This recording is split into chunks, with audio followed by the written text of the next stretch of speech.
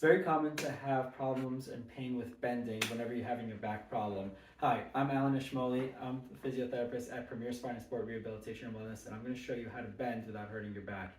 The key with bending without hurting your back, oftentimes when the problem is coming from your spine, especially when it comes from discs in your spine and bending forward becomes uncomfortable, the key is not to use your back to bend, but it's to use your hips. We hear this many times, to use your knees, use your hips, and sometimes we're not exactly sure what that means. So I'll show you exactly what that means. What you want to be able to do when you're moving through your hips is imagine there's a metal rod going through your hips. Imagine you're just hinging from that hip, and as you do, those hips go back and that back stays straight.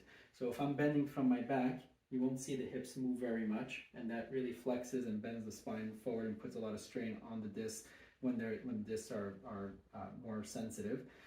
But if we're moving our hips back, keeping our back straight, that makes it a lot more comfortable. So we can visualize this a couple different ways. If I have a stick along my back, I can place the stick along my back and have 3 points of contact with my head, with my upper back, and with my bum. I can hold on to the stick through my low back and my neck, and if I'm bending correctly, I'll maintain contact with all 3 points.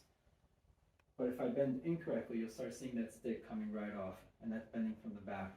Another way you can visualize this is if you open up a drawer in the kitchen, or anywhere else you have a drawer. If I'm bending, again, through my back, you won't see the drawer move at all. But if I'm bending through my hips, you'll be able to close that drawer, and that's how you bend without hurting your back. And as a bonus tip, if you want to be able to squat, all you need to do once you're here is just bend your knees, and there's your good form right there.